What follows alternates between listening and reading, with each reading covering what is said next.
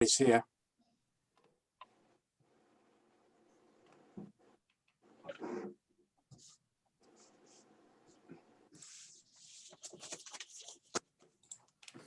Okay, All set, Jay?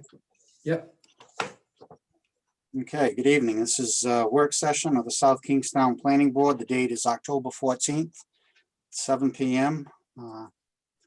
And we'll do roll call. Pam, it's nice to see you again, and you unmute yourself.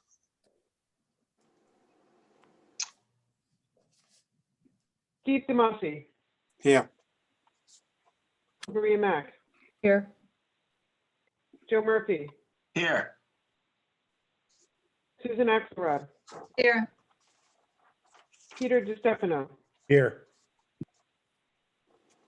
Pam Rubinoff, here. And then we'll go for the staff.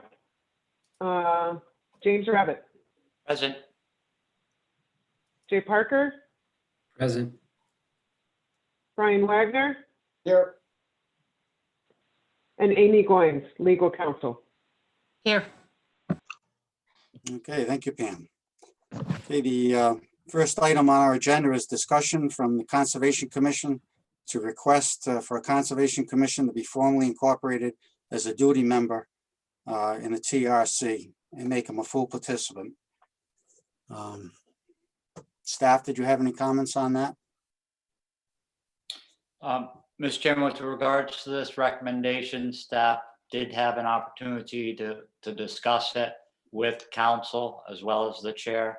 I have a full understanding of the requests, the bylaws, and then labeling legislation, and have no issues if the commission would like to move forward with this proposed amendment and add a member of the Conservation Commission on a rotating basis to the TRC. So we have no issues. Okay. David, I did look back at some of the minutes of the different TRCs, and as Jamie mentioned, a rotating member, but the planning board typically rotates or volunteers different members each Sure. month of the TRC. Yep. And you were apparently the only one that are attending. So- Right. That came about just strictly because when Dennis Fantevo was principal planner, I just simply asked, I said, hey, could I attend the meetings? And I didn't know even what capacity that was going to be. Later, when Chelsea Seifert was our director of planning, she said, by the way, you're not a member of TRC. I said, oh, okay, fine and all that. But basically, it was just my initiative to do that. It wasn't at that time to have the Conservation Commission per se be, a committee member. I mean, a commission member. I asked at our Conservation Commission meeting, if people would welcome rotating that, and those who weren't working regularly said yes. So, I think that would be great because every member there has different strengths, and that's one thing that's really great about this current commission. So, no, I would presume that would happen. Okay, because it's the diversity of input. Oh, I agree. That makes a difference. So I'm supportive of that. And Yep. we do appreciate your initiative all these years. Yeah. Lot Well, of it's been learning. eye-opening. It's been interesting to see, how the planning part of our government works. It's been very cool. I've been very impressed. Well, I know it's always nicer to be able to vote on something when you're participating. Yeah. So, And it's funny, that came about by accident because of being on Zoom, John Schock suggested, well, because we're not all in the same room, let's have a roll call vote. So Jay just sort of reads down the list of the people who are there, and he says, David Flanders. I said, by the way, I can't vote. And that just sort of struck the spark. Well, why not, and that's pretty much how it all came about. okay. Any other comments from board members? Okay, So can we put this on our next regular meeting so that it can come to a vote? the, yeah, we don't need a motion for that, do we, Jay? To put it on the next agenda meeting? And actually, I mean, if there's no discussion, do we want to put it on the consent agenda or Sure, why or not? do we have? Mr. do we have Chairman, to have a- you have full membership We have to have a tonight. public hearing? That's right. This is Amy. You do need a public hearing on the change to the, on the amendment to the subdivision regulations. Okay, so we'll just, Now, that was, Amy, that was advertised last month and. That's right. I was thinking, as I said it, didn't we do that already? It was So, continued. It was just continued. okay, all right. okay. All right, So then we- it's already on the agenda. Well, we should be in the clear then, right? Since it was continued from a meeting that was advertised for. Yes. all right, So then I'll see you on the 27th. absolutely. Thank you, Great. Dave. Thanks, guys. Appreciate Thank it. you, David. Thanks. Thank you, David. All right, now, next item is discussion of possible amendment to section 504.14, special use permits household occupancy by more than 3 unrelated individuals. Mr. Chair, members of the board, this came about, if you recall, I don't know how many months ago it was when Tower Hill Landings first came in. It was confirmed that per the ordinance, that apartment complex would have to get a special use permit for this section of the code. And it kind of struck me particularly as odd, seeing that apartment buildings are transient in nature. And the intent of the ordinance, as I understand it, is focused more on seasonal rentals, single-family residences, duplexes in neighborhoods where the rental use could impact the neighborhoods. So you'll see a section of the code that we included in the agenda with highlighted sections on it referencing those type of uses. And we're curious as to what the board's opinion was, if that should be pared down to not apply to all residential structures and perhaps single family and duplex structures with some thresholds above that where they would not, this type of special use permit would not be required. Really just was hoping to get some feedback as to what the board thought of that approach. Well, if the intent was, especially in concern of college-age students renting these residences, how would that be different in the multi-use or apartment type complexes? Mr. Chairman, what we talked about internally was, did you intend to apply it to, we'll say, a 10,000 square foot multi-unit apartment or condo complex in the same manner you do to single family and duplex? Do you have that same concern about 3 unrelated people in that multifamily? And that's a question internally we struggled with because we didn't have that historic background. Yeah, I would think, I check with the other board members, but I would think that the concerns, especially what we've seen in Narragansett, and also now I'm noticing more and more single family homes on Allen Avenue, for instance. There was another one purchased recently that apparently has college students in it because they're all out of state plates. They're all parking on the lawn. So, I think it's a very relevant issue, irregardless of what type of building they're living in.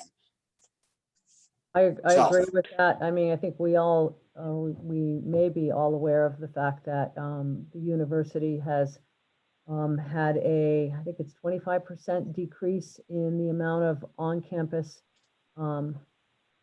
students living on campus.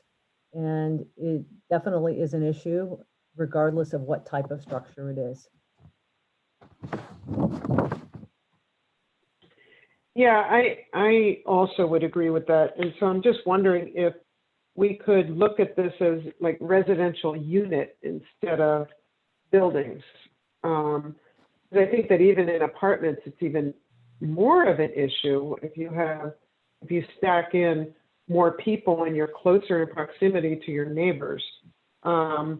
Clearly, the parking might not be as much an issue because like in the instance you were speaking about, Jay, they have larger parking areas, but I think that, so yeah, I would think that maybe we could change it to units, and then residential neighborhoods. I forget what it's residential neighborhoods or mixed. I mean, because we have a couple different places that allow residences. Amy looks like she wants to say something. Thanks, I do. I'm just trying to pull up the While current you're section at the pulling same that time. up, I will note that the applicant said that he was, they very strongly or actively had managers on site and controlled any situations that they felt were getting out of hand. So they do have experience. They do have a lot of graduate students, and I assume students in those apartments. So they do have some experience with it by the sounds of it. But I still think it can be an issue, especially as Maria said, that URI has pared down their students that are living on the campus. I also look at the requirements that we put on for this special use permit, and it appears to me that they're pretty reasonable. I mean, one parking place per bedroom or per individual, make sure the septic systems. So I don't think it's a burdensome, the requirements that we put in that special use permit to be extended. Well, I shouldn't say extended, but to be applicable also to larger multi-unit buildings. This is Amy. I just want to clarify how the existing provision works. So the 3-person unrelated maximum for a household, that already apply. Household and dwelling unit, those terms are synonymous. So I think the question for the board is, do you want to limit the scope of this provision, this requirement, to units, to buildings where there are more than or less than a certain number of units? Because as Jay said, you assume, and I think it's true, that large apartment complexes typically have a manager. And I think it's true, they do have, turnover. That's for the board to decide whether you want to limit the scope of the section, but it already applies on a per unit basis, right? The zoning board has considered, I think I'm going to estimate less than 10, maybe more than a half dozen, but not a lot of these special use permits in the, I think it's going on 3 years, so 2.5 years since it was enacted. I think they've done only 1 renewal so far. That's my memory. I don't think they've denied any. I think they've said yes to all of the applicants. So that's something you may take into consideration. But you're saying that only 10 people have applied for the special use permits, but Oh, know- well, sure. Yep. Yeah, I mean, of course. we know there's people out there that are doing it and not applying. So obviously and again, we don't probably have the staff at this point. So until a problem arises, but again, it's like Right. the issue on Woodruff Avenue. I don't think that has been resolved yet. Yes, and that's, So go ahead, Amy. if you know that we don't have rental registration, so we like Narragansett has the corresponding rental registration ordinance. Mhm. That's a more proactive enforcement tool. In South Kingstown, we wait for complaints to come in. Mr. Chairman, what we're really looking for clarity, if people have it on their screen, is under 1, where it says more than 3 unrelated individuals in residential buildings. And the difficulty we have there is if it's a 4-plex, does that apply to the building or each individual unit? So we're potentially suggesting to add clarity to that it's 3 unrelated individuals per unit Oh, I see. Okay. I see within what a residential building. I Yeah, that's understand where what I you're was- saying. If it's- That's where I was confused. I mean, if If it's there's a, 4 units to a building, then Yeah, if someone comes in with a multifamily house within 1 unit, we understand there are probably going to be 3 unrelated people living within that building. And the way it's stated now, it's per building, not per unit. Okay. Sorry, we're reading, Jay and I are relatively new, not me newer than Jay. We're actually reading the words and trying to understand the meaning and the implication of that, the word. Well, it's titled household occupancy. So, and household and dwelling unit are synonymous in the Enabling Act and in our ordinance. Okay. We're just looking for clarity. Let me ask you this too, when the applicant applies for those apartments, which I think he had 4 that were 4-bedroom, or at least 4. Does he have to get a special use for each one, or or does it cover all 4 units? I mean, I would be open to multiple units within that building, so he doesn't have to apply for special use permit for each one. If that I makes think the sense. zoning board could specify as part of their decision if they had concerns. For example, if you had a large multi-household complex with, 8 or 12 units, the zoning board might be open to more than 3 unrelated in half of them, but not all of them. So they could use their discretion, I think, Amy can correct me if I'm wrong, to limit it within the individual complex. Yeah, you're absolutely right on that, Brian. I guess the question is, and I don't know if it's come up before, would we be charging a separate application fee for each unit? I would say probably not. I think in past applications, not related to this unrelated persons issue, but we allow zoning applications to cover multiple units within one building. There are some cases, and I'm trying to think if it was, Wasn't on Old North Road that we had 5 houses or whatever in there? I can't think of the builder's name. But Farm, I, you're talking about? Paul Sherman. yeah, but weren't they applied in as all of them, not just one building? yeah, I'll have to look at my records on that. But I'm sorry, I didn't realize the question was about clarity. To me, it's clear enough only because it's in the definition section, again, not only in our ordinance, but in state law, that household and dwelling unit is synonymous. So the question for the board is, do you think that's a fair and, from a planning perspective, a good way to apply it? That it should apply equally to all residential buildings in town? Or should you make a distinction between different types of buildings and different, based on some kind of threshold amount that you would determine?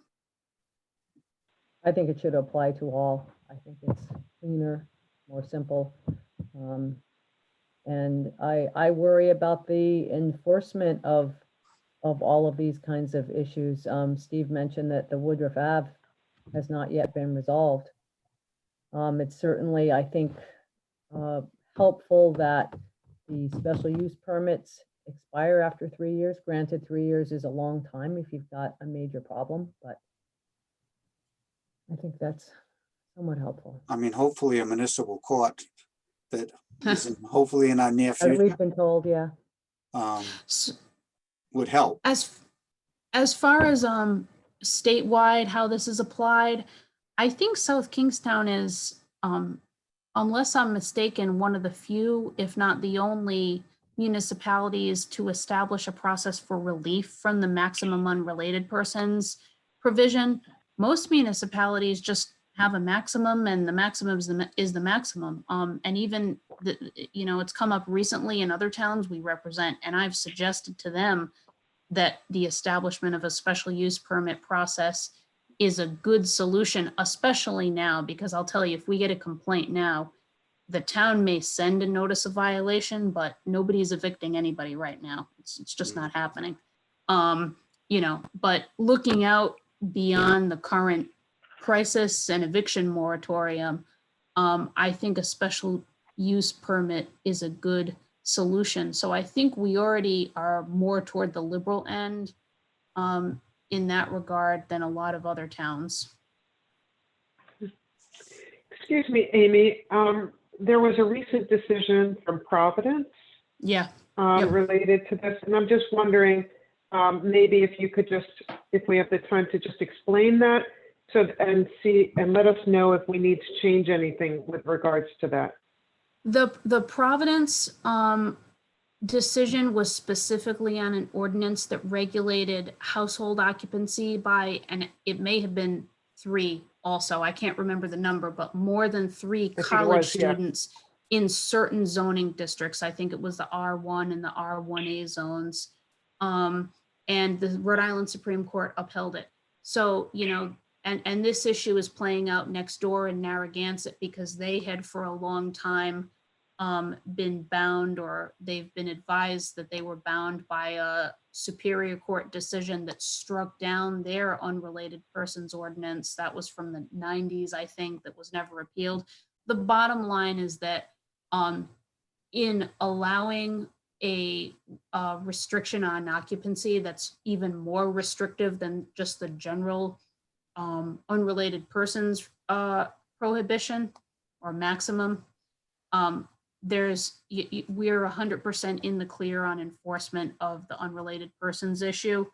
So that gives more certainty on that legally. We're not going to be subject to any legal challenge. That's another option to consider. I don't know whether you need to or want to do that. You know, you certainly will get complaints from the ACLU about, you know, targeting college students, but to me, the response is the issue has been decided. Mr. Demasi, with regard to the Providence case, it was specific to 3 or more college or graduate students living in a single family home. So the Supreme Court upheld that rule that the town municipality can regulate that. And thanks, I'm glad you mentioned that it was. Yeah, so they limited that to just single family homes. Okay. So I'm just a little confused and I just need some clarity. So James was starting off by saying if there's a 10,000 square foot building and they put 6 apartment units in it that were 3 bedrooms apiece, if someone wanted to have 2 people sharing a room, then say 4 people living in it, they would then need to get a special use permit. Would that be per unit or would that be the whole building? That would be per unit because each unit is considered a separate household, right? It's considered a multi-household dwelling. So just remember that household and dwelling unit are synonymous terms. Can we allow the applicant that wishes to use that special use permit on more than one unit to apply on the same application at the same hearing and only pay 1 application fee? So if he has a 6 unit, can he come in and say, I want to do this to 3 of mine, and we have 1 hearing and the zoning board grants him approval? Right? I mean, for an apartment complex, it would make sense. I think that makes sense. And Jay, can you refresh my memory? I should know, but we approved the planning, after planning granted its approval of the new apartment complex. Didn't it go before the zoning board the next month and wasn't it approved, or I'm remembering incorrectly? Let me just take a look at. It was. I don't know the details on it. I know they went to the zoning board and they got their approval, but I don't know if it was per unit or if it was individual for the entire. I vaguely remember it being on a single application, but I'll confirm that. And I don't know who mentioned it earlier, whether it was Brian, but say there's 10 units in this building that they're going to get a special use. Do we want to limit the amount of those apartments that could have more than 3 unrelated people, or would we say generally all of them can have? Do we want to control the number of them within? I think you leave it to the discretion of the zoning board based on the factual situations of where the building is located. Some buildings may be in a better location and have better facilities to support the extra occupants than others. Okay. I just want to bring up, I think in Pete's case, that would not be possible because what Pete had said was 3 bedrooms and 4 people, unrelated people. And I think, don't we have in that ordinance that you need to have 1 bedroom per unrelated person? Wasn't that one of the requirements we put in there?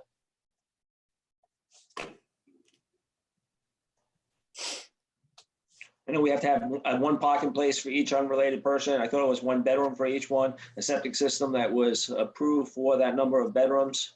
I think it was so many There should- square feet per bedroom. Yes. There was more than Yep. one person in it. Oh, okay. There shall be a minimum of 70 square feet of bedroom area for bedrooms containing 1 occupant, 100 for 2. There shall be no more than 2 occupants per bedroom. And Okay. I did review the zoning notes and agenda from August 19th, which is when this was on the agenda. It was a single petition, so a single fee was paid, and the petition just referenced that there would be several units to which that approval would apply.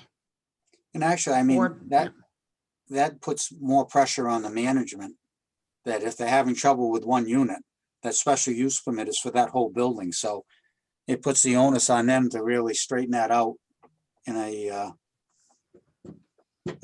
quick manner to protect their special use permit. Versus if they had it on every unit, they'd only lose one unit. Good point. And I have one more question. So thought is, I want to build an apartment building, 10,000 square feet, 4 bedrooms, so we don't have an issue with each one. I come in front of planning. I then have to go in front of zoning after I get approved from planning to go to zoning to have that happen, correct? Correct. So if someone isn't. Only if you want 3 or more unrelated people. Right, but if that's part of their business plan and Yeah. they would have to spend all the money up front doing our thing and then could possibly get denied, which they haven't yet, but possibly could get denied later.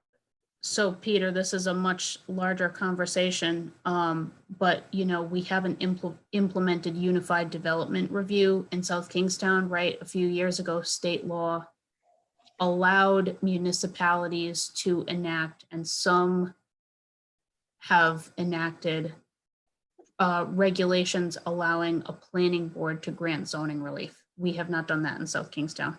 So the issue you mentioned can be said for any development that requires zoning relief other than a comprehensive permit, which, as you know, the planning board gets to basically act as a super board for comp permit applications.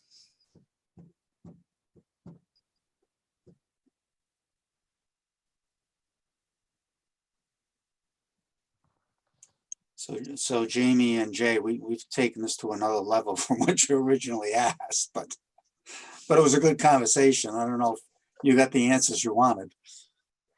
It really wasn't answers that we wanted. I just wanted to flesh it out to make sure Yeah. that it's functioning the way it's intended. Okay, Yeah. are you Mr. Chairman, happy the way it's definitely worded? gives us clarity. Would it I be beg your pardon? helpful? Would it be helpful for the board to receive a report on this from zoning if Jess and Jamie and I can put together a little report for the board on how many applications have been made and approvals granted and how many renewals we've seen? Yeah, that would be good. Okay, Please. Gives us some background, yeah. But again, I just think this is something that's in the future is going to play a more important role. Narragansett is about maxed out on buildings, and if they have to reduce the amount of renters in per unit, it's going to put a lot of pressure in South Kingstown to make up that difference. And again, we're already starting to see it. I agree. I'd like to see this move forward as soon as everyone is comfortable with it.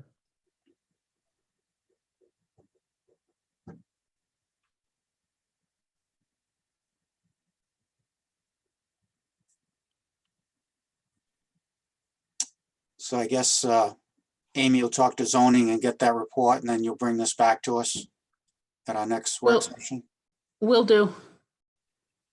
Mr. Chair, before you conclude, Yeah. we do have someone from the public with their hand raised. Okay. Ilana? I hope Hi, I said that. Yes, it's Ilana. Ilana, how are you? Good, how are you? Good. I joined a little bit late, so I hope that I am not just repeating anything. But my question is about the implications for affordable housing. and creating affordable housing opportunities in South Kingstown. In relationship to 3 people or more unrelated, Yeah, I would assume the same. Well, I kind of, some of my thoughts were kind of going to that. If we're building bigger buildings and some of it would be for college students, their business plan is some of it college students and some low to moderate, is that going to be an issue where they're making money, they're going to have to offset the money somehow. And, I wonder if that could be something. The other question I have, Amy, on affordable housing, are there any restrictions on the applications as far as who's living there? This is Amy. So to my knowledge, the monitoring agent assesses eligibility for the household at the time of transfer. I don't have enough details to know how often, if people move in and out. I don't have enough details on that. On how often they assess eligibility. Okay. It was my understanding, my mother used to visit a shut-in that lived in one of the town's affordable units, and she was restricted from having, I believe, her children, adult children, from living with her. Okay, that's so if we're talking elderly housing, Okay, that only applies to elderly. it's a little bit complicated of an answer because, for example, you can't prevent a grandmother from living with a school-age grandchild. So even elderly housing complexes, we can't prevent people from living with close family members. Now, I'm not sure legally how far close goes if that we're talking third cousins, but there's nothing the government, whether it's the town or the state, the feds, can do to prevent people from living with their nuclear family members. Okay.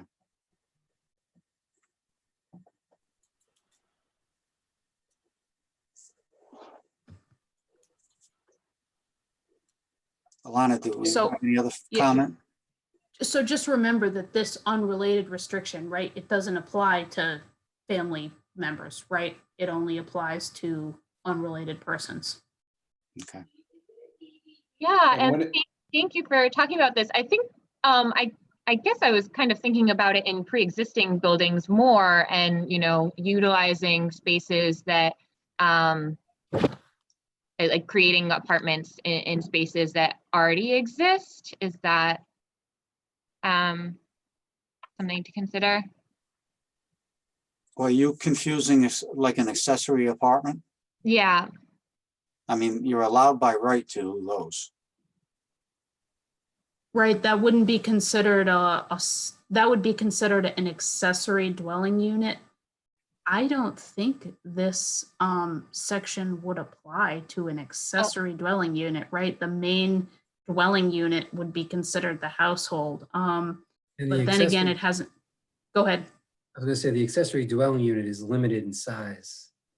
Yeah, So You'd be hard pressed to get 3 people in a 750 square foot accessory Right. dwelling unit. In terms of affordable Alana, Is your housing,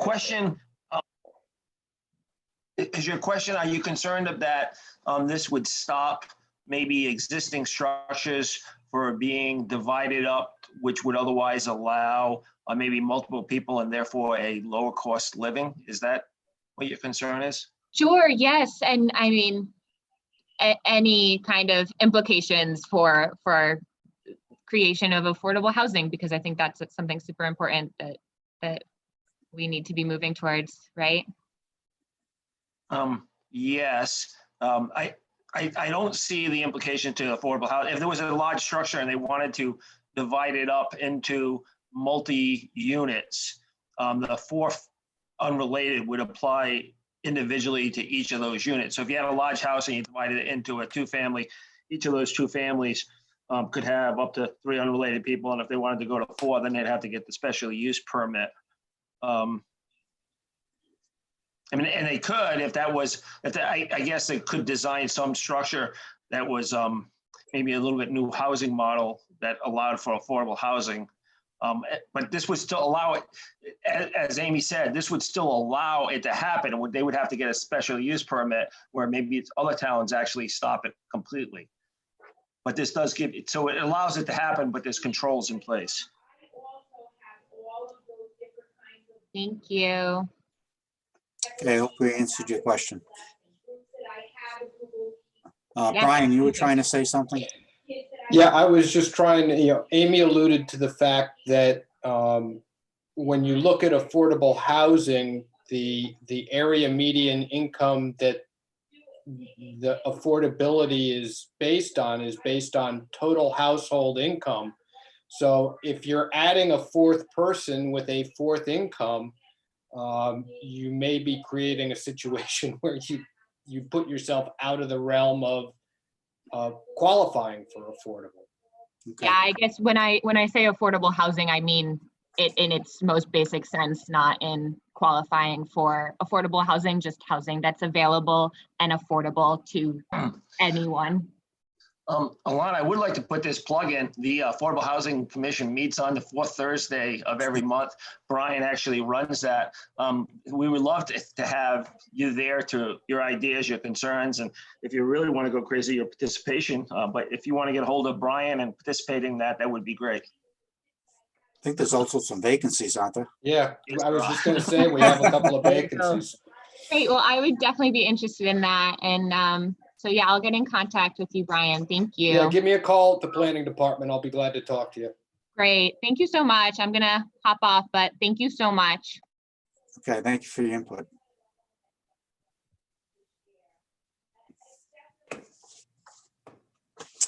Okay, so again, back to Amy's gonna compile a report with the zoning board's history with this. We'll put it back on the work session when that's available. Any other comments from board members? Okay, anybody's hand raised, Jay? No others, nope. Okay, we'll move on. Review of the comprehensive plan, the response to public comments, memo on changes outlining the changes that have been made. And so if board members recall, the last time this was brought before the board, there was a desire to have a little better understanding or explanation as to what changes have been made over the course of more recently the last year and a half or 2 years. Kayla, unfortunately, is not able to make it this evening. She's actually triple booked and double booked on some planning work-related meetings in Vermont. But she did complete the memo dated September 29th that was forwarded to you in your packets and attached to the agenda, given a brief explanation of the background and how this comp plan came to be. I've also taken that memo as well as some other information and put that on the comprehensive plan on the website for the comprehensive plan for the town, and try to do my best to pare it down to explain what has happened and how the plan had been developed with the information that we have. Following the last meeting that we discussed this, I forwarded the Word documents of the most recent changes that were tracked. I believe we had explained previously that there really is no easy way to go from the track changes version to the new version in the formatted Adobe document. So that really was the best information that we could provide in regards to seeing the actual highlighted changes or underlying changes that have been made. To date, I have formatted the PDF of the full document, bookmarked all of the sections, the tables, figures, and maps.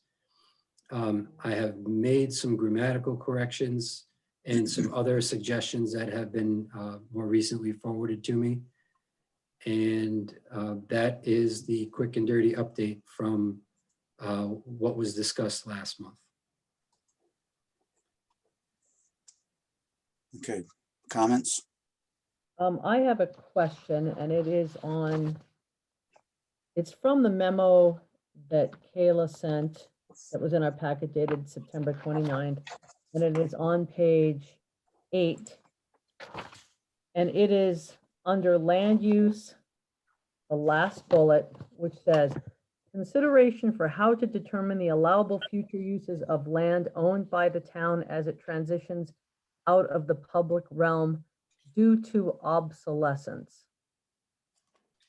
Is this related to school properties? And if so, should that be more clearly stated, or is it meant to be a blanket statement? Maria, am I on the right document? I can't see your I document. think you had the right one up there. September 29th, Yep, that was the date. page 8. Share this one. Yeah, I think that's the one Maria was referring to. Oh, keep going. Page 4, 7. That's it right there. You see the last bullet under land use? This one. Yes. It sounds like what Rob brought to us Right. quite a Yeah. while ago when we thought Curtis Corner was going to be closed, and how we Yeah. were going to reuse, have a process for deciding how we're going to use government institutional Right. facilities. My question is, should that be more clearly stated because it relates to educational facilities, or is it meant to be broad in nature? Because someone reading this may not know what we're talking about. I believe. But I don't think it. Go ahead, Jay. I was gonna say, I believe with my knowledge of working with Chelsea when this was kind of on our radar, it was specifically for the GI zones. And the GI zones, while they include the schools, there are also many others that aren't necessarily school related. So I think the intent at the time was to come up with a way to guide specific development that the town would want to see in a very specific manner when the town relinquishes their ownership. I don't know if that was, I don't believe it was specific to just schools. I think the schools discussion was the trigger mechanism to say, okay, well, what should we do in this case?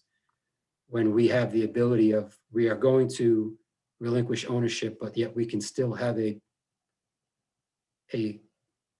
say in the vision of what we want to see there. Would that relate to like Marina Park? Like if the town ever decided to get rid of that?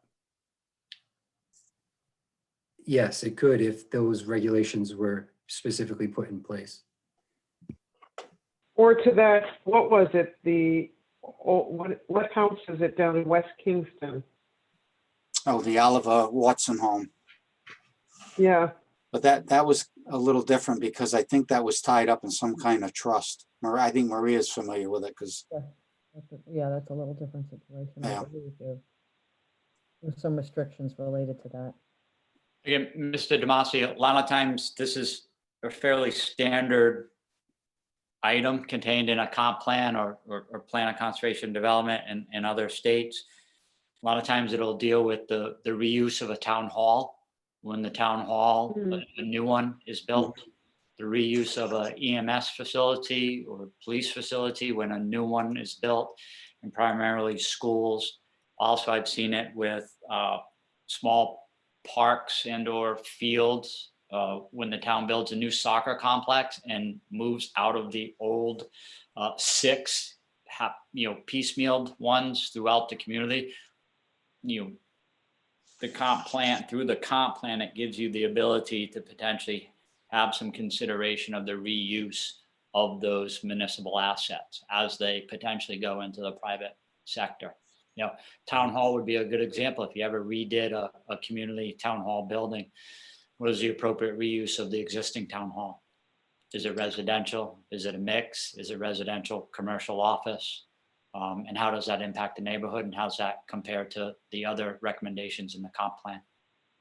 Maria, were you looking for it to say specifically government institutional parcels, or, That I mean, actually. because, I mean, that all might the clarify school, it. I wanted to make sure that it wasn't referring just to school, because that isn't how it would be interpreted, but certainly you could add zoned government institutional. because the school buildings are all owned by the town, but the school has the use of them. They don't, the school department really doesn't have the say to diverse itself of a piece of property. It goes back to the town, so it is government institutional. Yeah. Mr. Chairman, we can bring clarity or recommended clarity to that one sentence by either rewording the sentence or adding an additional sentence to it. And I think just come back to you. including perhaps the government institutional designation, because you'd be able to see that on a GSI zoning map. It would clearly state where those parcels are. Keep in mind that this is just a memo. This is just in the memo. That's a synopsis of the changes and what was made to that section. So Okay. the specific language may very well be more specific to what you're actually, I don't have it up in front of me right now, but Okay. And would this memo go to the council as well or not? this memo Would Was we create provided- our own? was provided to you guys on November 14th last year, 2019.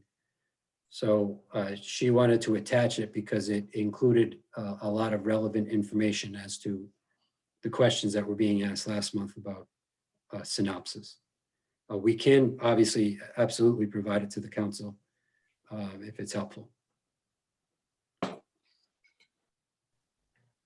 I don't know if it'd be as helpful to them because they were going through this process like we were, so it might make them more confused. I'm not sure, but Exactly. yeah, unless they wanted a condensed version of some of the changes that were made, but you know, like Maria said at the last meeting, it's hundreds of pages to go through.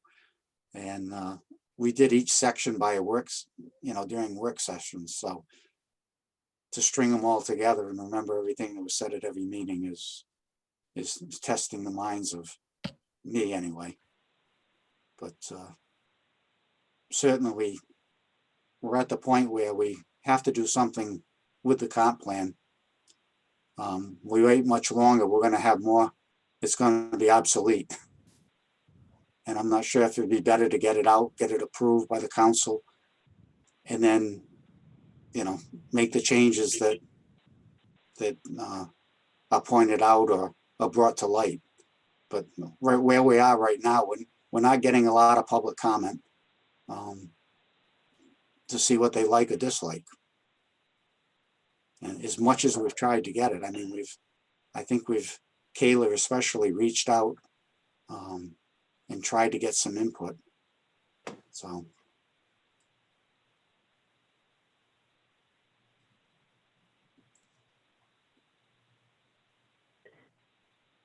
So what is I'm just trying to figure out, so I think that, where are we at with this? We wanted to try to get to the point to say, okay, we're done with this and we're passing it on to the town council. Putting it forward as recommendation to the council to adopt the new. Yep. So I know that we're not taking motions, but is there anybody else that has any changes? Otherwise, let's have the staff put together that memo to go to the town council.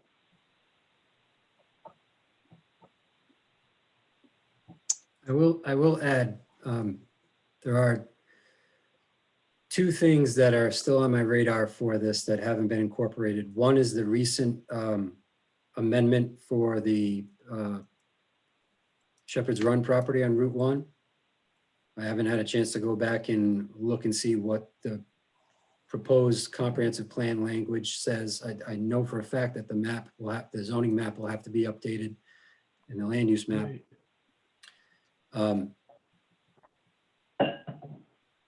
Is that something that is, I was actually waiting for the resolution from the clerk, which as of last Friday hadn't been finalized yet, to go back in and make those changes. But is that something that the board is comfortable with staff doing on the fly to mimic, to mirror what the council decision was for?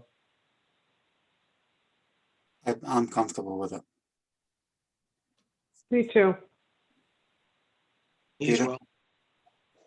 Okay. Maria, you okay with that?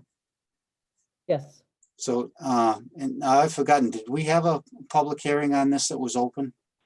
That we continued, or was this just, So this was closed in, I think, November, and then we allowed public comments, through December? yeah, to a Okay. particular date in December. And the second part to the, my statement, last week I received some edits from on 2 chapters, I believe, from Susan. I have not gone in and made those changes yet. A couple of the changes, I don't want to say are substantial, but they have a little different flavor on it. And I became cognizant of the fact of, if individual board members sent stuff to me for a revision, after the board spent a lot of time on it, would be appropriate to just make those changes and send it off or bring it back. Some of it was, I mean, the majority of it by far was grammar. And thank you very much, Susan, for pointing that stuff out to me. We're But there were fine a with couple of, corrections. there were a couple of, delete an entire paragraph, change the wording to reflect for clarity, but some of it was also a little stronger. And I didn't really have a chance to look at it until yesterday, or was today, Wednesday, yesterday, Friday going into yesterday. So I wanted to bring that to your attention, and I wanted to be careful of what we changed on an individual basis in bringing it back to the board, or bring it back to the board to see it. So it wasn't discussed at that last work session? It was No. something Susan submitted after? Yes. So I've been sitting down reading the comp plan, and really I started from the front and just started reading. And I found some typos, which I think are pretty simple, but there were a couple of paragraphs that, and I'm not trying to edit all the hard work you've done, but I think there were a couple of paragraphs that could be more clearly expressed, more clearly written. Jay, you can put a big fat forget about it on that. If it just makes it too complicated, it's fine the way it was. Not that it makes it complicated, I'm just being sensitive to the process. If it doesn't change the intent of the paragraph, if it just clarifies the meaning of it, I'd leave that to the planning staff's discretion.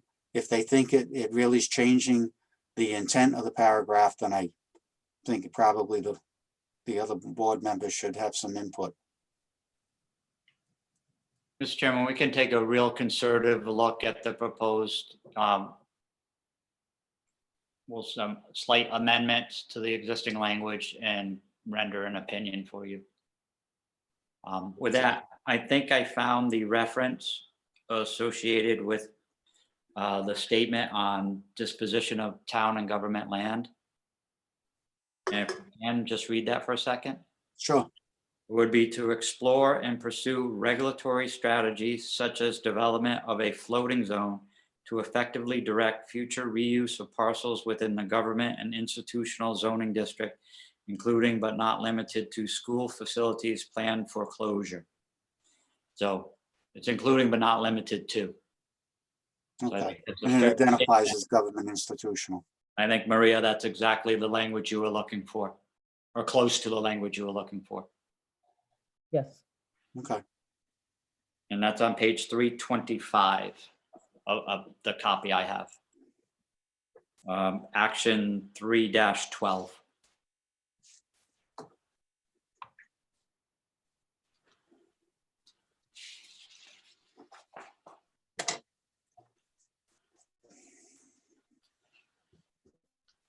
So having I'm just wondering, with regards to, I'm thrilled that Susan went through and made some edits on grammar, et cetera, but, and A new some Elise. clarifications. Exactly, a new Elise. We'll give you Elise's pen. And I'm just wondering if, Jay and Jamie, if it's possible to redline those, send them out to us in between, and for us to look at it and then get back to you? I don't know. That's what I'm just wondering. I'm on the just trying to. on the grammar corrections. Well, no, on the other, I think that on the other ones that we were saying might be changing the Meaning. intent. Mhm. But send it to us, and then maybe we could just respond to you individually. I'm just because I'm just trying to figure out a best way to move this forward. We're starting over again. Yeah. Right. Mr. Chairman, my intent would be to review it with Jay, look at the original language, look at the proposed slight revisions to that. And again, we may even wordsmith those two versions a little bit and identify any significant changes. Yeah, you'll learn I'm conservative in my approach, and really appreciate your regulatory authority that you hold as a commission versus staff's, which is extreme in South Kingstown, and respect your opinion. So Pam, if it was even close, we're gonna send a mini little white paper out identifying the changes to, so that you are fully aware of them as a commission. Okay. So then, Jamie, would you propose that those comments, we could get back to you by email as opposed to bringing it to the next meeting? And I'm just recognizing, timing. I mean, and we have So I Amy. don't know the timing from which you guys could get us the information back, and If it's so if substantial, we have to wait, yeah. if it's substantial, we would have it to you before the next meeting. We'll have an opinion rendered by then. And just to clarify, there's not a lot. There might be like 2 instances on suggested revisions. Perhaps one thing we could do is send out the information to you to identify the suggested changes, and be prepared with 2 versions two versions, one with the changes incorporated, one without, or approving an amended version that night to incorporate the different versions. But yes, certainly something that doesn't just show up on your agenda for a vote to pass it on without the opportunity to review it. Okay. That would be great. Agreed, that would be fine. Yep, I concur.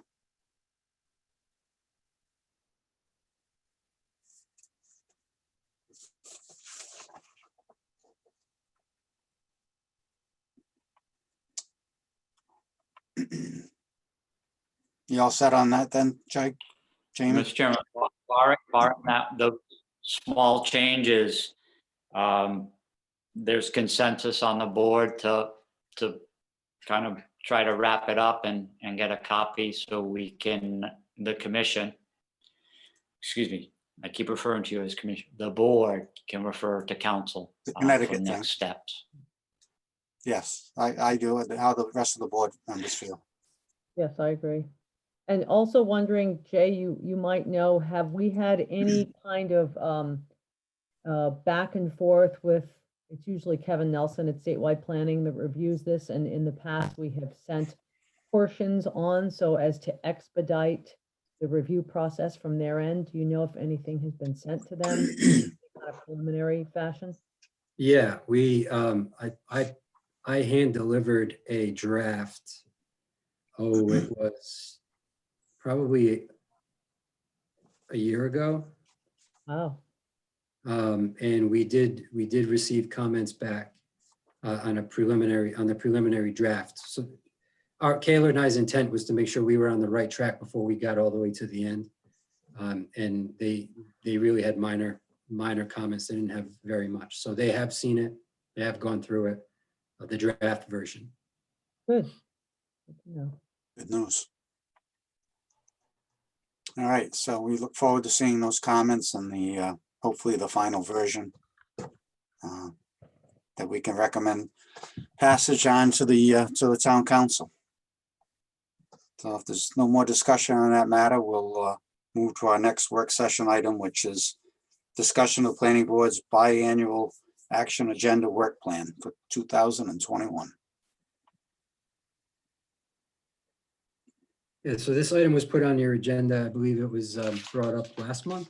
I think it was last month, to revisit this. And as you can see from what was included in your packet, it's been 2 years, somewhere thereabouts, since this was last discussed. And I don't know how Jamie feels, but I leave it up to the board to go through. I did strike through some of the things that I know that were completed. And leave it to the board to reprioritize or fill in any additional objectives that you guys would want to achieve in your timeframe. Can I just make a suggestion?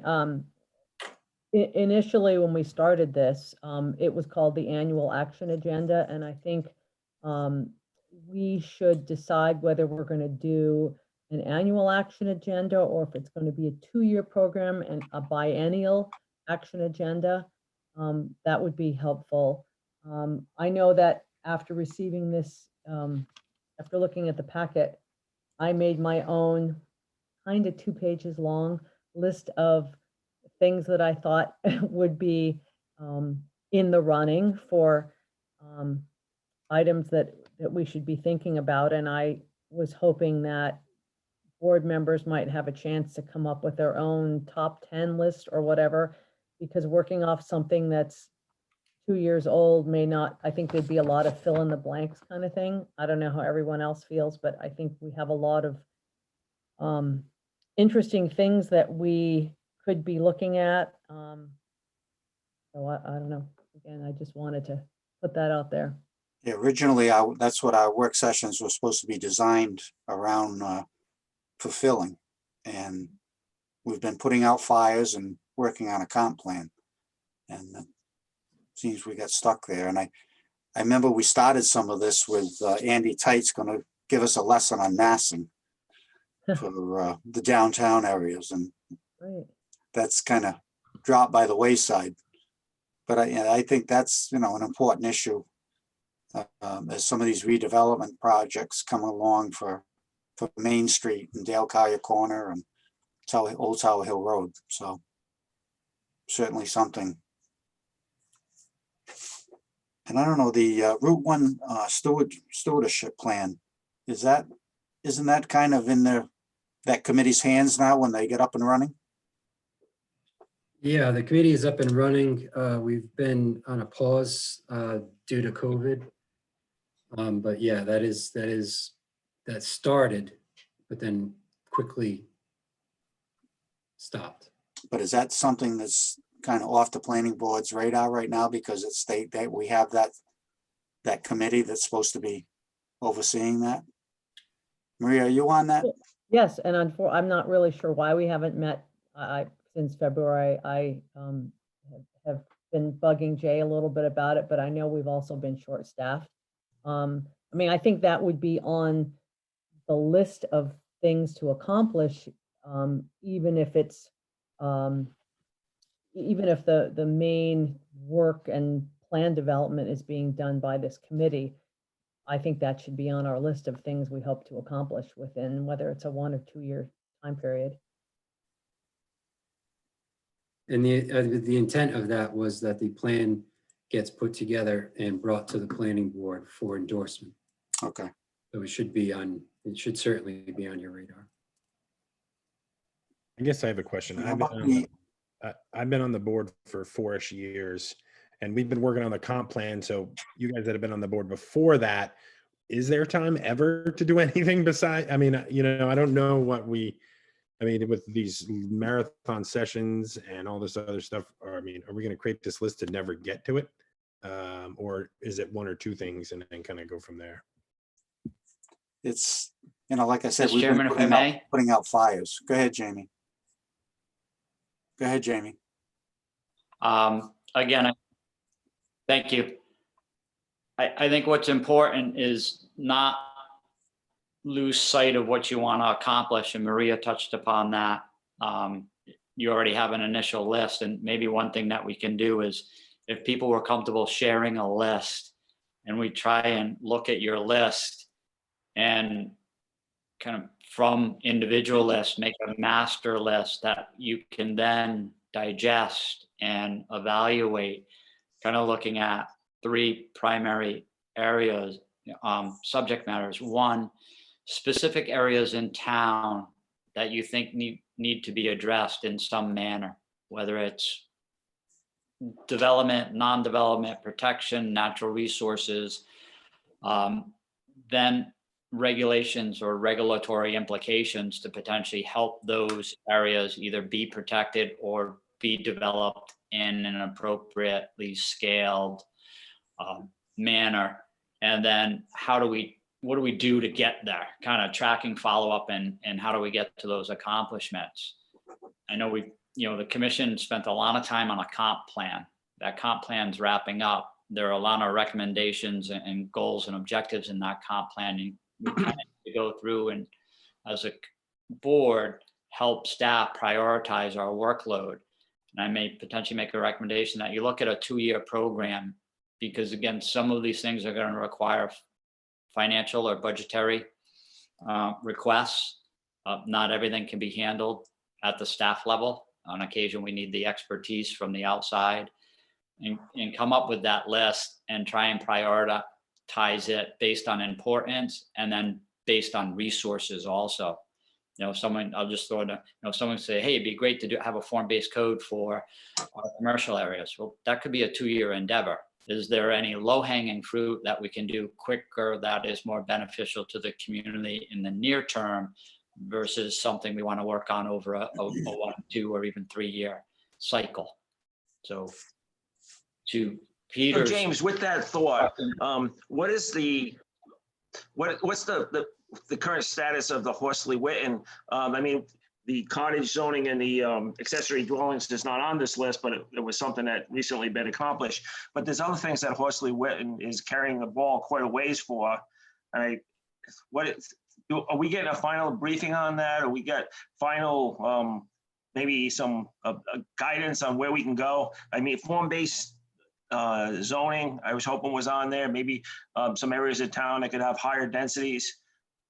So if they carry the ball 80% of the way, I would think that would become our priority to carry it the last 20. Right. Their primary product that they've completed right now is the cottage regulations and the accessory. They're looking at the next, potentially, I have a memo from Jeff, and we've had a couple conversations regarding next steps. We have a few little button-up items to do on the cottage regulations, mostly from the design standpoint, and clearly understanding and articulating what the regulations represent in architectural and scale and density. And we're working with Jeff Davis and Union Studios on that as it goes to town council. But we do have some funds available.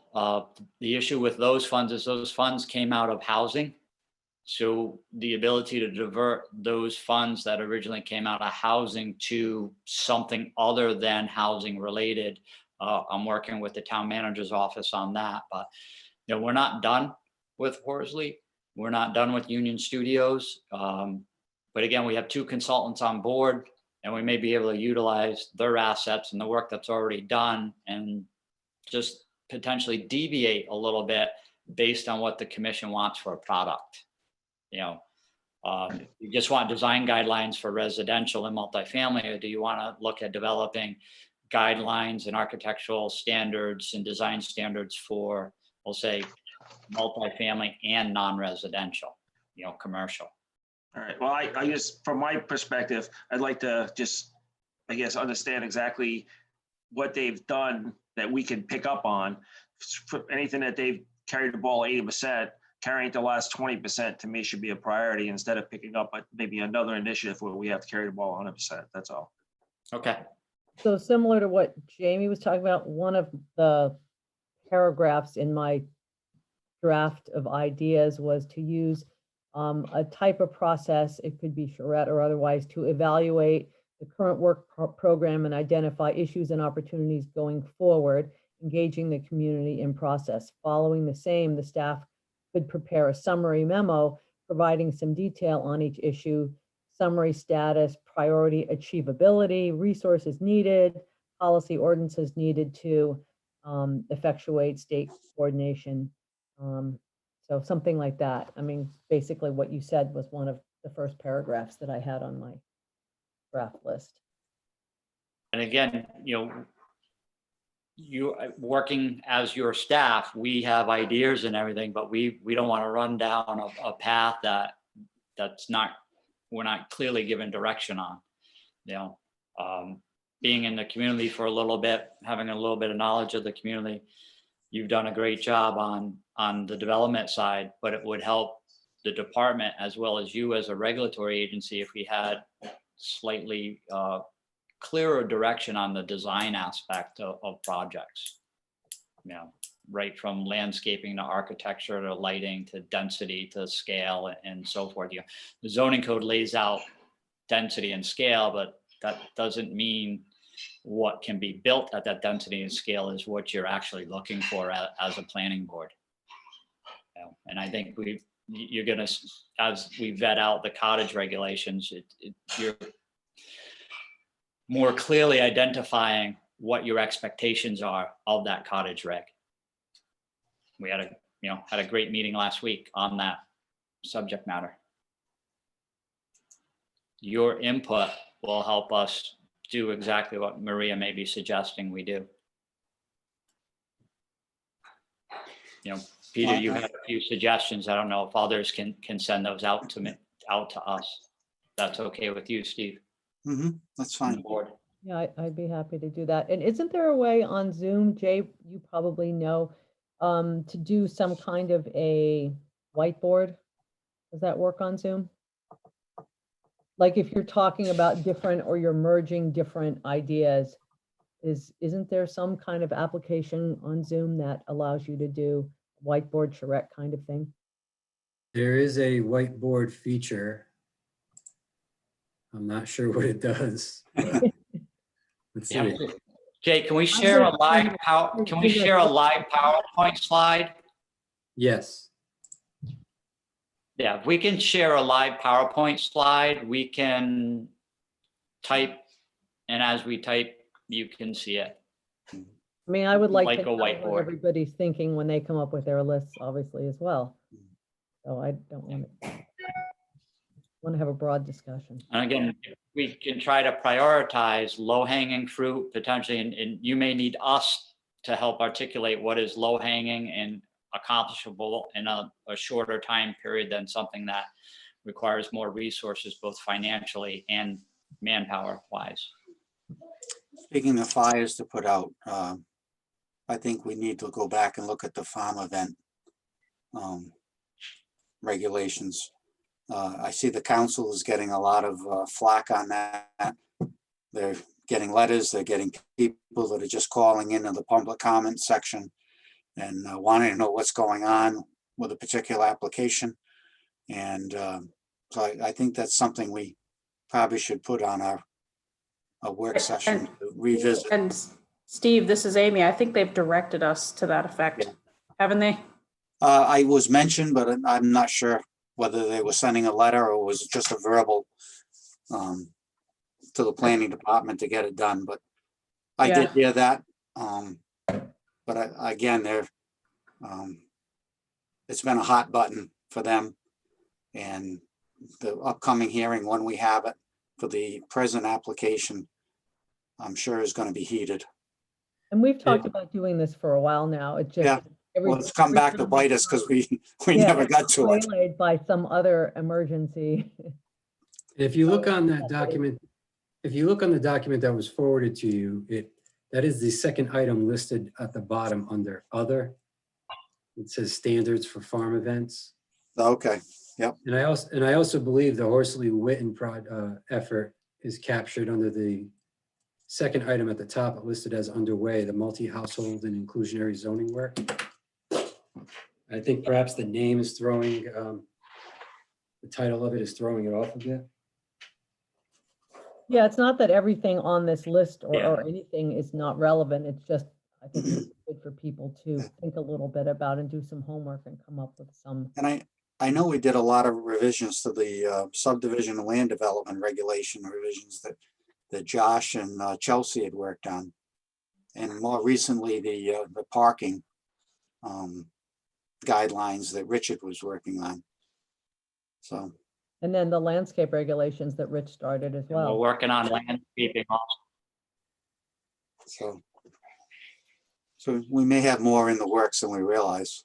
And just as a Right. reminder, I cannot quote the exact chapter and verse of state law, but when you are considering changes to anything related to farming, there needs to be a notification to farmers.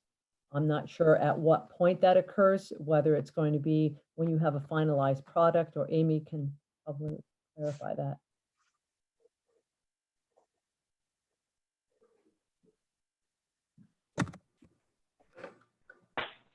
I'm having a hard time thinking about all of the different options because, some of the things that were on my list was massing and scaling. And I was going to ask about, we've never been asked about any of the stuff with the high school realignment potential, which I think is quite interesting because it is a huge planning issue.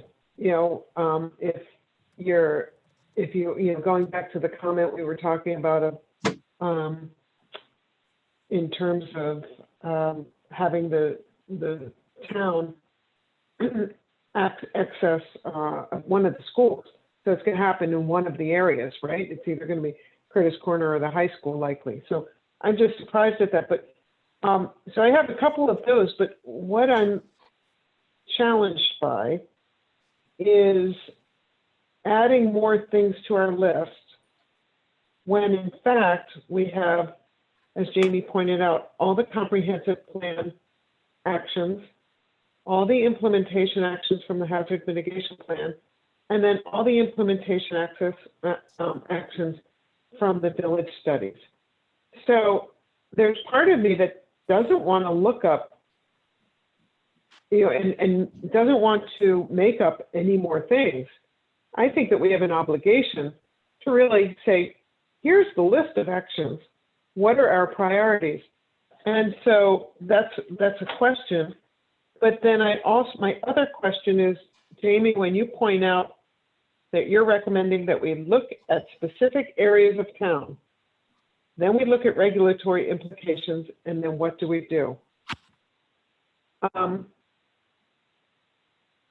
I don't know if that's, in many ways that's consistent with the village studies saying, let's look at a place in town, but others are town-wide. So I'm just really, I'm at a loss of how to look at all of this because I appreciate that we have limited staff time and limited board time. So I really don't know which direction to go. Good point, Pam. Mr. Chairman, if I may, Go ahead. Pam, with what I asked about, if you identify areas and talk about those areas, those actually help us articulate what's important to you as we modify regulations or we look at design standards. So if we were talking about, Lower Tower Hill, and we had a discussion about density, scaling, architecture, what you like and don't like, we're really talking about some of the things on the regulatory side that are contained with the comp plan. It's not necessarily tackling a different area or era. It's tackling a subject matter, understanding the background of where the planning board's coming from. Because if we talk about Lower Tower Hill and then we talk about Curtis Corner, there's going to be some commonality there when we develop regulations. So I'm not advocating we look specifically at a spot and focus all at one spot, but by understanding 4 or 5 different locations and what the issues are, you may find that you're looking at 4 or 5 areas and looking at one regulatory aspect of those 4 or 5 areas, you can solve a problem that occurs in 5 by doing one thing.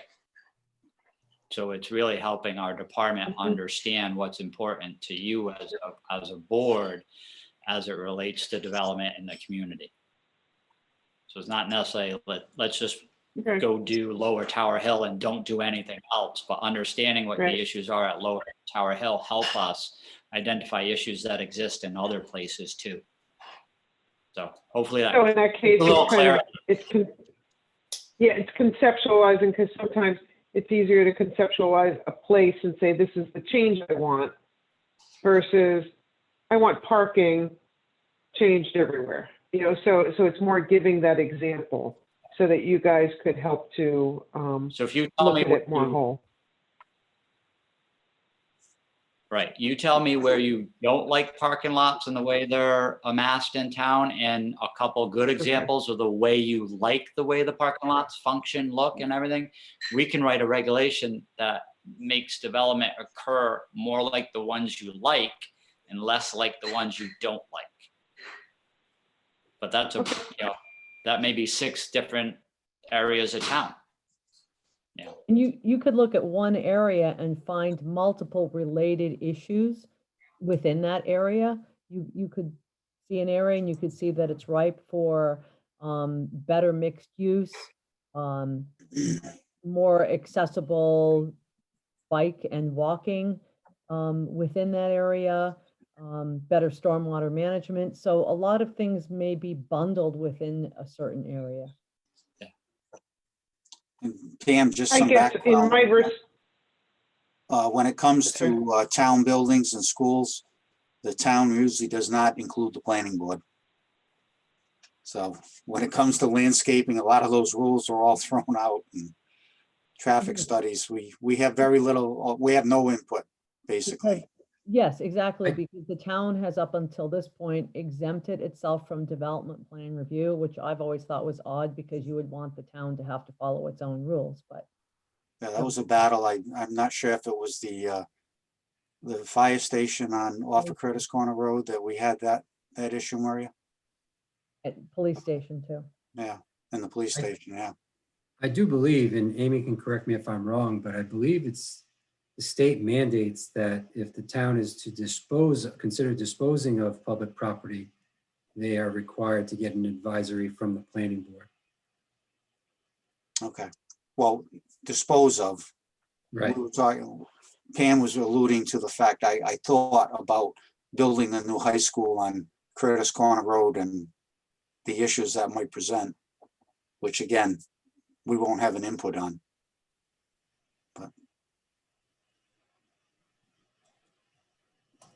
Or even the point about it would make better sense to have it here or there. You know, to even have that kind of an input. Now you open up the a whole new comprehensive political. plan. That's a can of worms. I'd rather not touch.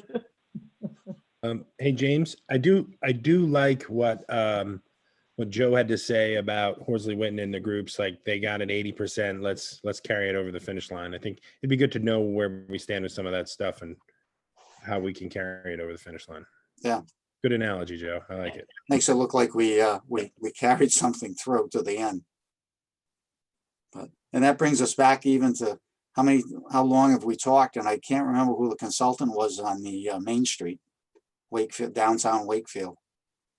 And reconfiguration of perhaps the parking behind Sheldon's and the Bell Block. I mean, Right. Again, that's the heart of our town. We had the URI students did some work on that. Some great ideas came out of that session, and it's, you know, at some point we're going to lose the ability to make any of those changes or to save some of the aspects of Old Wakefield. And I know there was follow-up to a certain extent from the EDC with the National Main Street Organization just pre-COVID, and then, you know, and the Saugatucket project that they were involved with, as well as the URI Senior Studio with Dale Carlia and Tower Hill Road. I mean, there's amazing potential for looking at that and seeing what changes might be made to enhance that area. It's on my list, obviously. Again, yep, no, we have a few things we can vet internally and we can report back to you. Again, I would appreciate any insight. You can email myself, email Jay. Jay will get it to me, and we'll try and articulate a list based on your input, and then talk about prioritization and what's important, and then what we feel we can accomplish. And I do appreciate the, you know, if we have something done 80%, can we carry it over the finish line by finishing the next 20? You know, and that would be the low hanging fruit that I discussed. Yeah, that's a good suggestion by Joe. And again, something that we could prioritize and get it done. Right. Okay. And There if are it's things on- housing related, we do have some resources available. And there are things on this list that are already in process too, like the cottage zoning, things that we know will be completed. So that's definitely a plus. Yeah. We're at 99.9% on cottage. We got a 1% to carry it over the finish line. That's good news. All right, so we'll get those lists together and forward them to staff. And they can report back and we'll discuss where we want to go with that list. Again, Mr. Chairman, they can be very brief bullet lists. Someone mentioned scale, massing, you know, just Massive you know, scale, yeah. bullet words.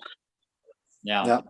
Architecture. As you said, a lot of this might Yeah. tie into the goals and recommendations within the new comp plan. So that might be the first place to Yes. look. And at least those are proposals that have been put out there by the public and approved by the public that we should address.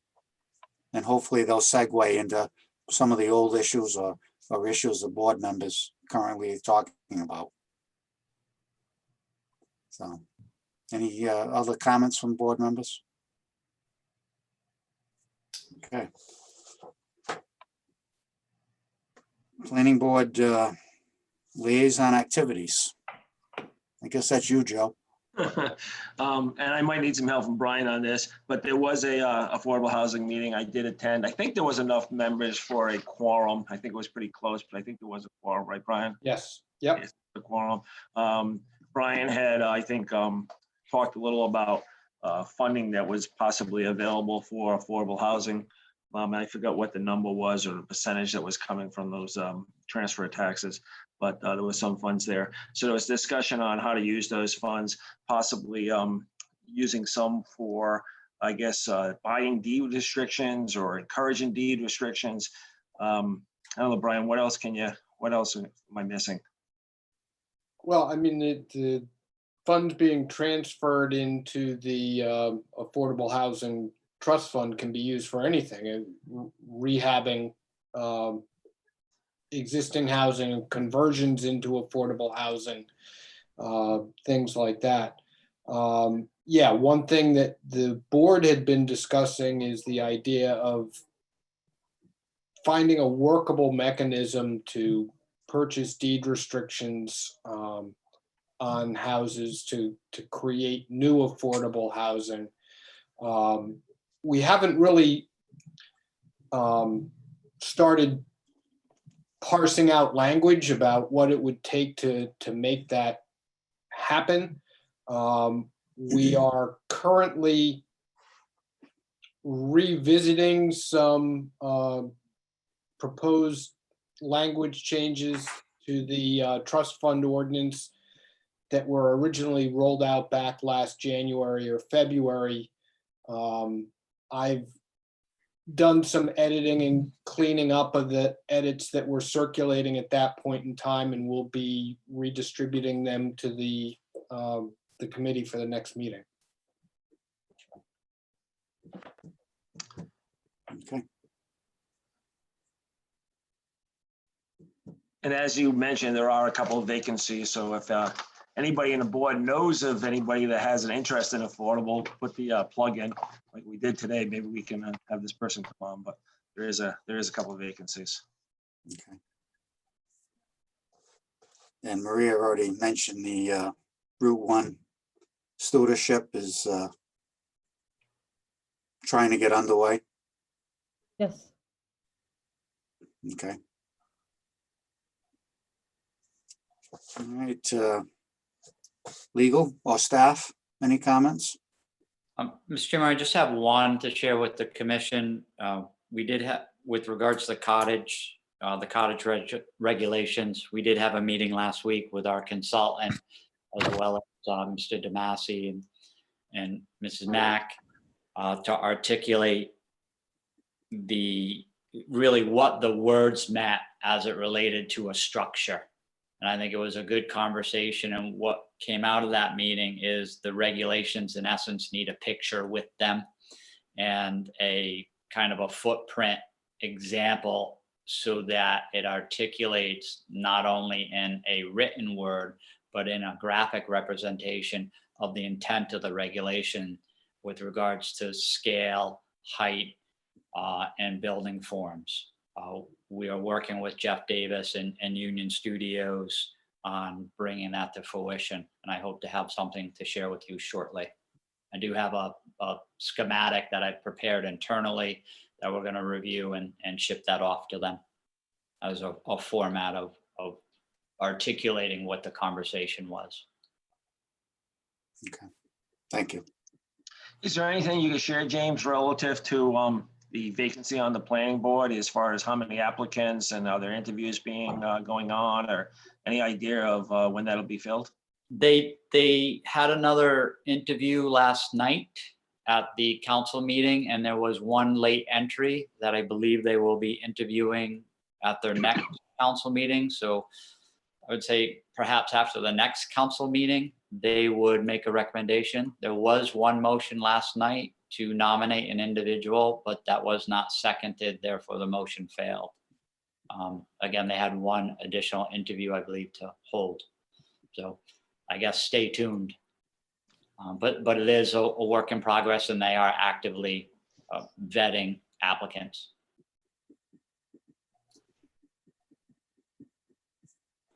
And Okay. that's all I had for the moment. You have anything, Jay? I just have one. Last week I had reached out for board members' availability for a special meeting in November. Majority of members agreed on the 5th. Unfortunately, due to some unforeseen circumstances, we weren't able to get the ad out in time for the meeting on the 5th. So I'm inquiring if anyone has any conflict with the 12th, 12th. the following week. That would be Thursday, the 12th. That's the same week as the November work session. So it would be a Tuesday, Thursday. And this is a special meeting limited to what, a couple of items? Most likely just one. Oh, okay. The agenda looks pretty heavy, and we had some projects that we figured that needed, a good couple hours probably. That we thought it would be wise. I know Pam is sick of going beyond 11 o'clock, and we have potentially 4 public hearings to do, and so we thought we'd split them up. and do 2 per night. And just to expand on that, it's, many of these projects are not complete yet. They're on the verge of being complete. So the time, I'm being sensitive to the timing of it. If they all come in at the same time, we are going to have full agendas right now. They seem, at least there's a couple that have trickled to complete, so we can take them in an orderly fashion. So your agendas won't, at this moment, won't be overloaded, so to speak, but this is a good example of taking a small piece out of the puzzle and putting it in its own special meeting so that we can get past it. So we don't yet know for sure what item that will be because of the certification process, yes? I can tell you it's Matunic Beach Road condominiums. They were certified complete last week. And as you remember, we had quite a turnout from that community. And, you know, with the timetables that we have to deal with them now, it's, you know, if you get 50 people that want to comment. So we thought it'd be better to put it on a special night. And, you know. Also with the independent, they only run on Fridays. So getting an ad to run for 2 consecutive weeks, 14 days away from the actual hearing date sometimes creates difficulty on our end to get it before you in a timely fashion. We wouldn't, you know, once we complete it, the clock starts ticking, and we wanted to get it in front of you guys as soon as possible. And any comment from board members about splitting some of these up to reduce the, or not go as late in some of these meetings? Everybody on board with that? Okay. Again, I just think we can spend more time and focus more and hopefully accomplish more in the timeline that we're giving to make our rulings. And I think the last meeting that we had was what, 5.25 hours? 5 hours and 15 minutes? Yeah. And we didn't get through, I think there were 4 items on the agenda and we took care of 2. So. And I think it's a little fair to the public if they know if, you know, they don't stay on to 11 and then find out their item they were interested in is going to be continued. So hopefully this will help a little. So is there consensus among board members that date works for everybody? Is there anybody that can't make that date? November 12th? Me. Great, thank you, guys. We also have to remind ourselves of what Amy was talking about. I think it was our last meeting that talked about that. Pam, your volume is way down. Now we can't hear you. Still can't hear you, Pam. Well, she gave the thumbs up on November 12th. She must have it be on a timer.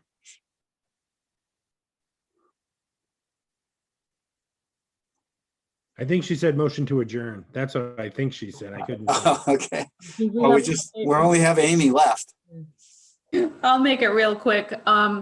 SHAB, the Housing Appeals Board, started the hearing on Fieldstone Farms. A lot of it was procedural because our office, and I'll credit Pete for this, pointed out an issue questioning their standing to even appeal a condition, an approval with conditions, because they're a for-profit developer.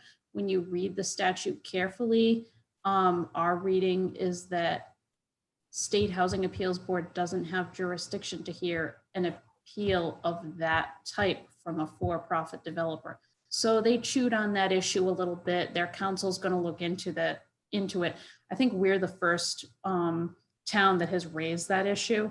But the applicant, I think, concluded the appellant, Old North, concluded their presentation.